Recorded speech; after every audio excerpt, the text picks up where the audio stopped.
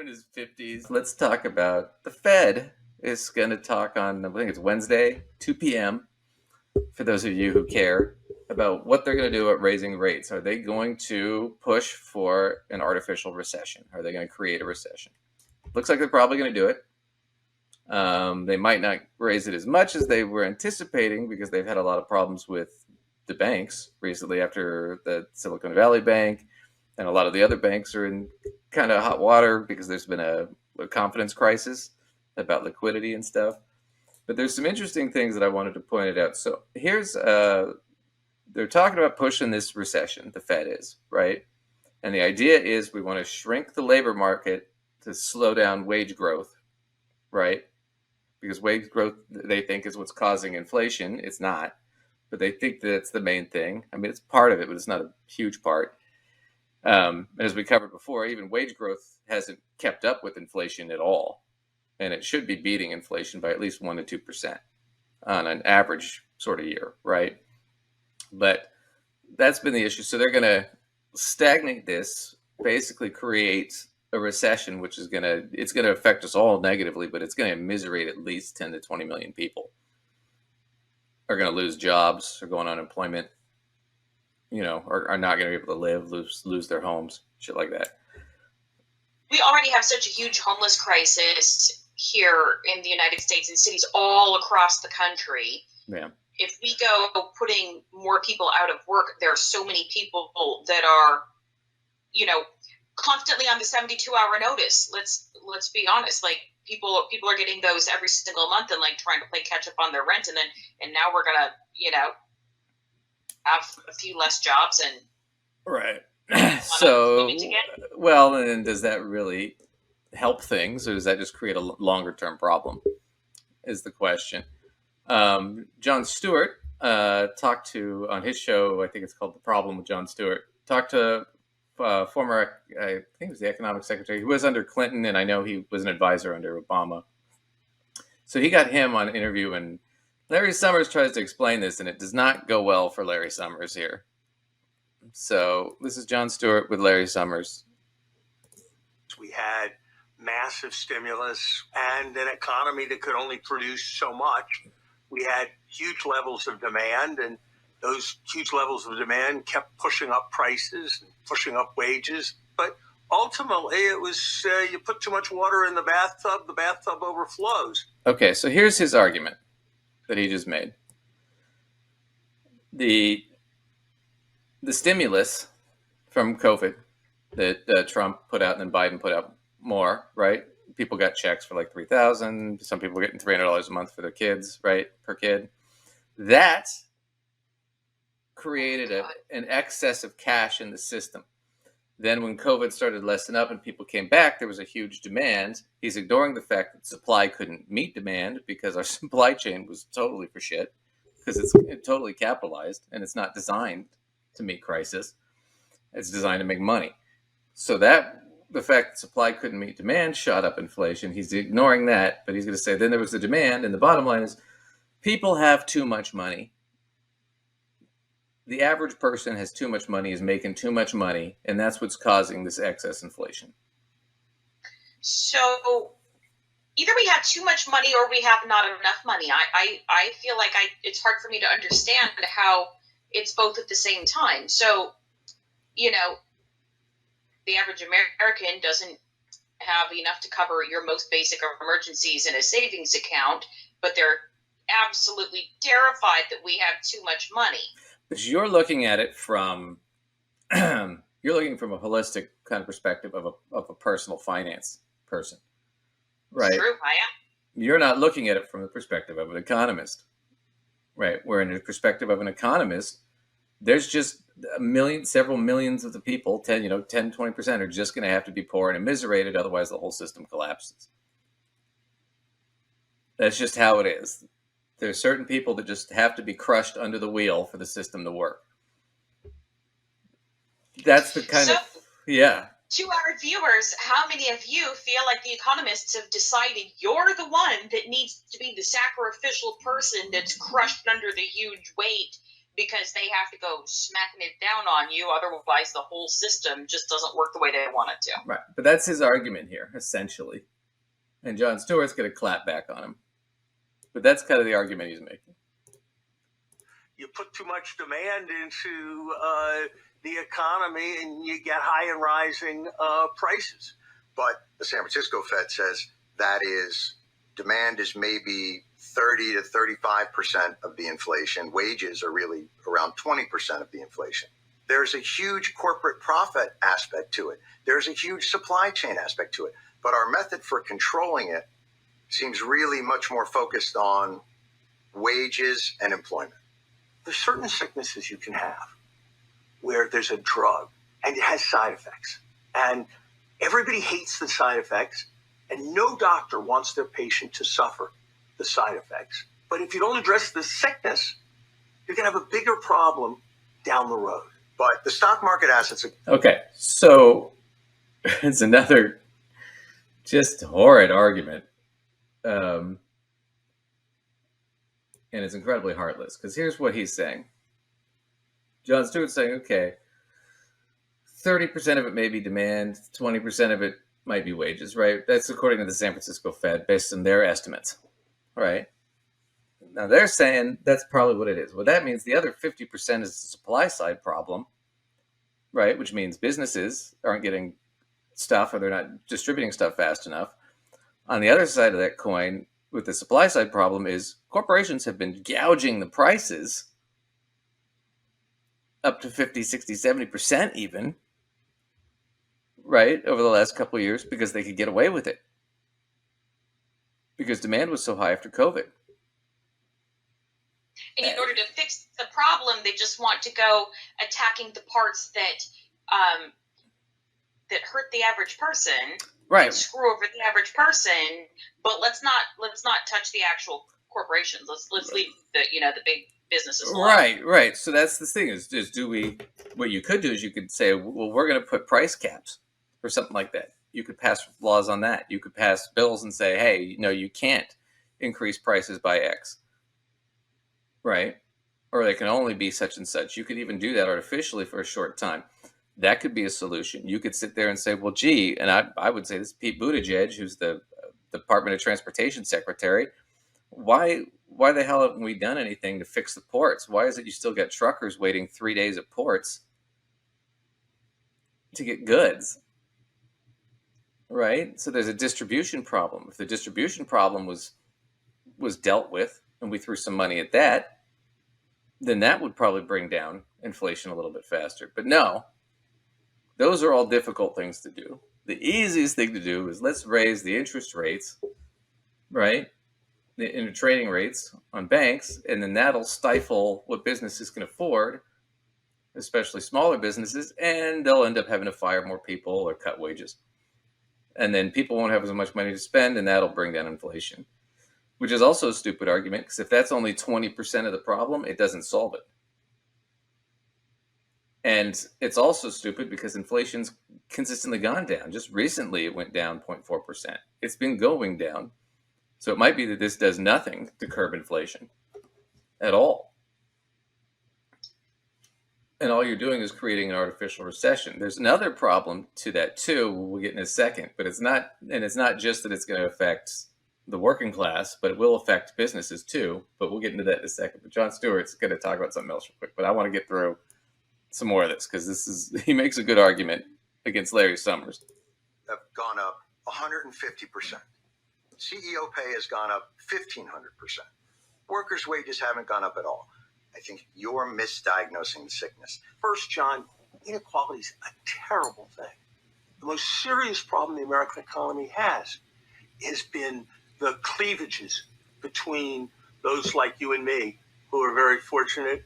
That's why we need a strategy of strengthening labor power in the economy. The question, though, is it an issue that somebody whose control is over setting interest rates and printing money can do much about? That's a good point. Now, you could say that they shouldn't have responded to the 2009 recession by cutting money. by cutting interest rates. You could say that. Yes, but you could. Do you really think?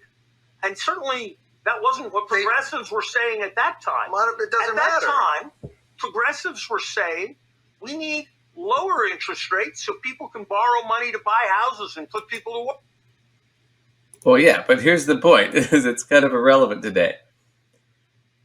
Because what happened was, in 2008, during the housing crisis, that's what they did. That was what the push was, to cut interest rates to as low as possible, to try and stimulate the economy, to put more money into the economy. So interest rates have been artificially low for a long time. Didn't really need to be. The other argument, and the argument Stewart's making here, is this: is where did that money go? Where did all the money, the bailout money, go in 2009 after the housing crisis? Where did it all go? To the banks. Went to the banks. The banks got all the money. It didn't go to the average person. And that it didn't go in my pocket. No. Did it go in your pocket?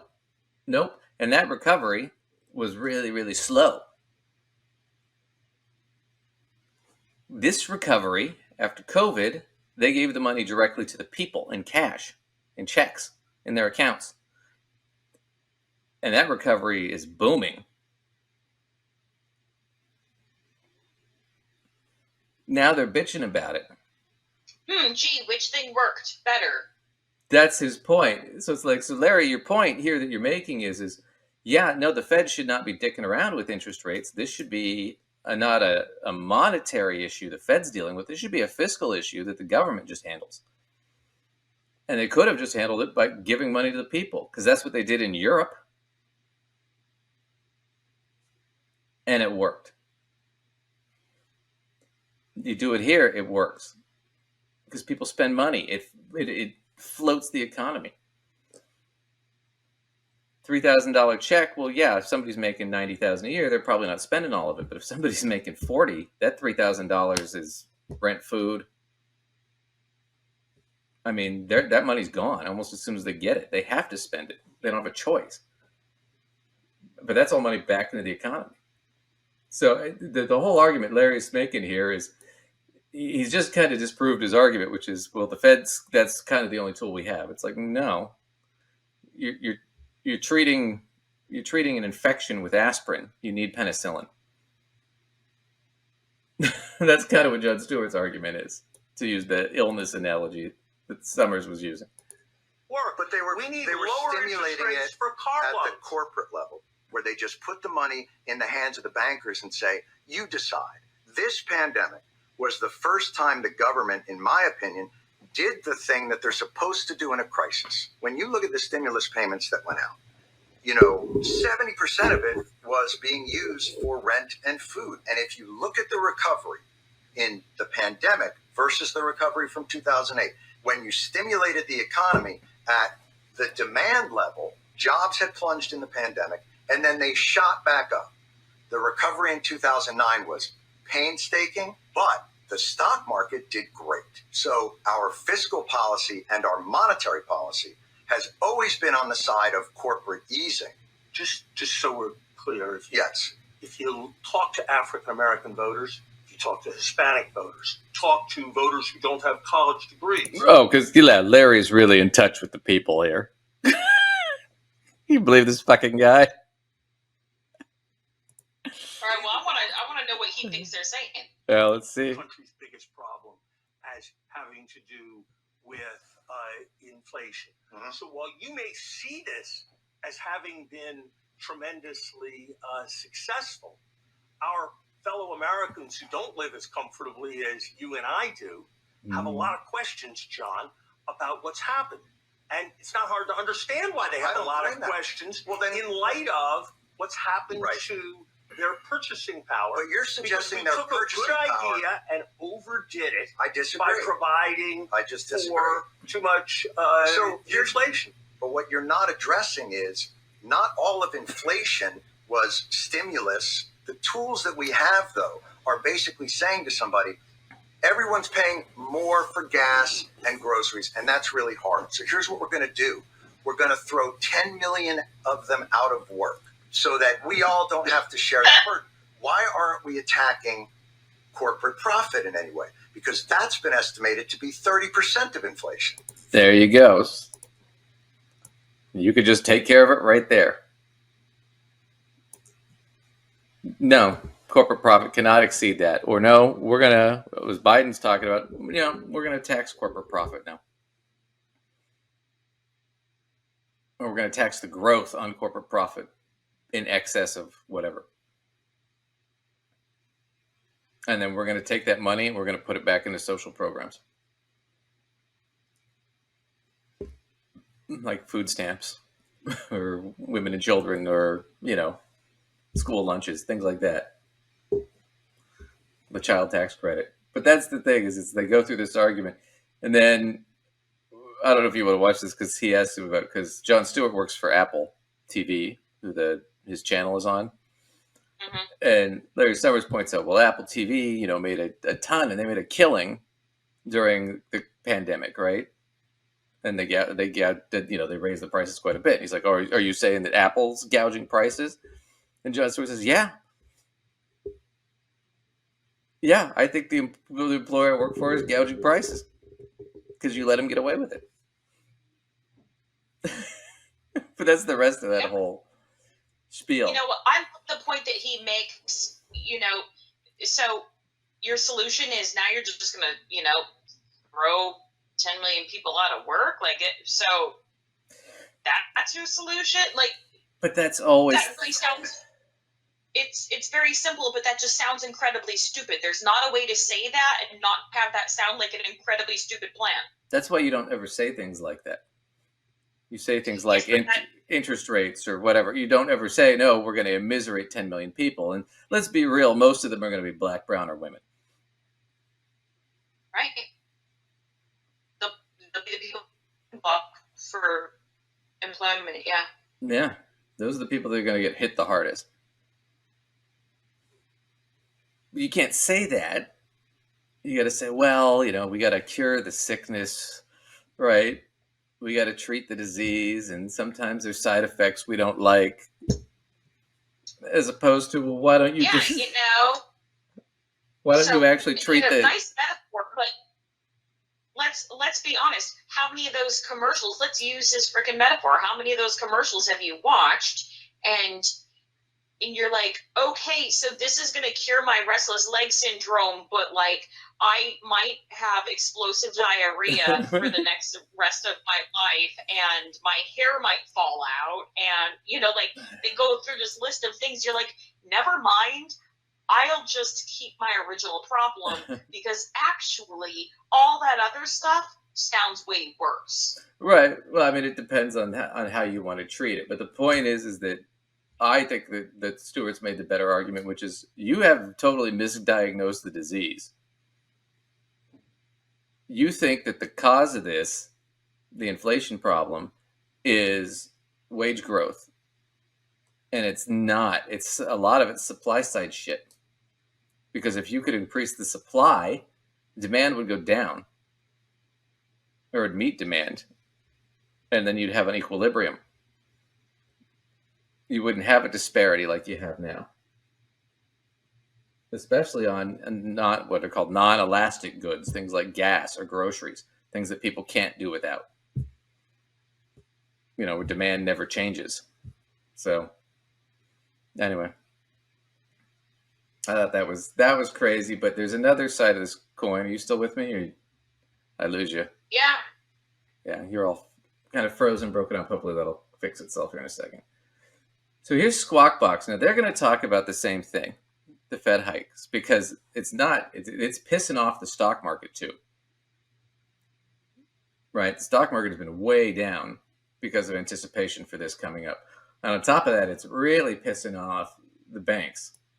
So here's Squawk Box, and they're going to talk about this too, but they're going to talk about it from the perspective of the banking industry. On the Squawk News line is Chris Whalen of Whalen Global Advisors. That's the question of the morning. How much should we be concerned about these other banks, Chris? Well, it really depends on the institution, but basically the Fed has caused a large unrealized loss to be embedded on the balance sheets of many banks, and I think they are going to have to go back to the drawing board and understand that they can't raise rates much more. when you have a bond market and a mortgage market that's concentrated as much as it is today because of quantitative easing, you can't raise rates that much or you make everybody insolvent. This is kind of basic, bond market 101, but apparently the board in Washington did not see this. So now they do. So you point the finger at the Fed for this. Oh, yeah. You can't manipulate the bond market and change the term structure of interest rates and then come in and raise interest rates 500, 600 basis points. But it's been a relatively to think this was not coming. I know there's a lot of people who are very angry at the Fed. Yeah, but here's where I hate to say the guy Chris Whalen on the phone, I have to agree with him, because we're not talking about Silicon Valley Bank that went under because they were over leveraged, right? So Silicon Valley Bank, for you guys don't know that they just went under. They were a venture capitalists. You had to have a lot of money to be in that bank, right? People had millions in there. What they did was they realized, hey, they mostly did tech startups and did loans for tech startups, right? They realized the tech industry was going to take a bath because of this and other things, the interest rates going up, because tech companies need a lot of loan money to get started up. That's just a fact. And so what they said was, okay, well, instead of doing, because they're a regional bank, so they don't have to follow certain rules. So they said, well, instead of doing risk-free or secure assets and loans like we should, we're going to do these long-term mortgage-backed shit, right? They get higher interest rates, and then we'll make a killing and we'll look great to our board. But then what happened was rates kept going up, and then people started wanting to take their money out, and they didn't have it because it was all locked into these long securities. They couldn't, so they were holding all this bad paper, right? When everybody came to the window and said, "I want my cash," and that's what kind of part of what killed them. That's just in a nutshell. It's oversimplified, but what Chris Whalen's talking about is your standard bank, even your community credit union to Chase, right, to Bank of America. They're not doing that. What they're doing is they're saying, okay, we're going to put these things in risk-free securities, treasury securities, U.S. bonds, things like that, things that are low interest rates, but they're secure because that's what they're supposed to do, right? And in a lot of situations, they're required to do it. Well, now my money as a bank, I'm loaning you money, but I'm making money on interest. I'm trying to make interest on this money that all my money's in, right? My investments are in. You invest. You put your money in your savings account. I put it into a risk-free security, and I can make some interest on it. But then I secure your money, right? Does that make sense, or right? Well, now if you're raising the interest rates on all those things, my securities are now worth less. Because why would you buy a bond from me at 1% when you can go to the market and just buy one for 2.5%? That's the same thing at the same price. So now I have to sell mine for at a discount. So now my portfolio is tanked as a bank. And it's not anything I did. I did what I was supposed to do. The Fed is artificially raising these rates. Why? Because they're concerned about wage growth. Well, what they're also doing is they're killing the bank's portfolio, which is killing all these banks, which also means it's going to be harder for them to loan money or do things. And then what it does is it incentivizes me as a bank to go, gee, maybe I should put the money into more risky things, more dangerous things that I shouldn't, because otherwise I'm stuck between a plan. If I do what I'm supposed to, I'm just going to lose money. But if I start breaking the rules or breaking the laws or doing things that are more unethical, I can make money. So you just incentivize me to do the worst of the two options as the Fed. And as an executive, that's a tough decision to make. Right? You can sit there and go, well, you should do the ethical thing. Sure, but you're going to lose money for your shareholders. Yeah. And then when you start losing money for your shareholders, what are your shareholders going to do? They're going to fire you. Right? Right. And then where are you going to get another job? Right? So you got to because then you're the guy who just lost all the people all the money and got yourself fired for it. So somebody's going to be like, yeah, let me scoop you up, Yeah. We don't need to go through the rest of this because Chris Whalen just makes this argument a couple of times over and over again, but that's because he's trying to make that point, the other guy's, well, but they should have seen it coming and blah, blah, blah. Even if you see the train coming, it doesn't do any good if you're tied to the tracks. And that was kind of his point. They can't really bail out of these securities and go to other things beforehand. They don't have they're locked in. They have to just eat the cash. So it creates another financial crisis in the market with the banks, which is why the market's been diving. Yeah. So this is actually a double whammy for the Fed where, yeah, in 2009, they gave the money to the banks and the market shot up and it was great, but it sucked for the average person for years and years, right? Because jobs didn't go up that quick. In this case, well, now jobs are going up real quick. Well, we don't want that. We want to stop that from happening, and we want to tank the market. Or they're risking taking the market, which they have done already, in the process. Which also hurts retirees. And if you're trying to lower wages and trying to lower the jobs, if you have a bunch of retirees that now can't afford to live, they have to go back to work.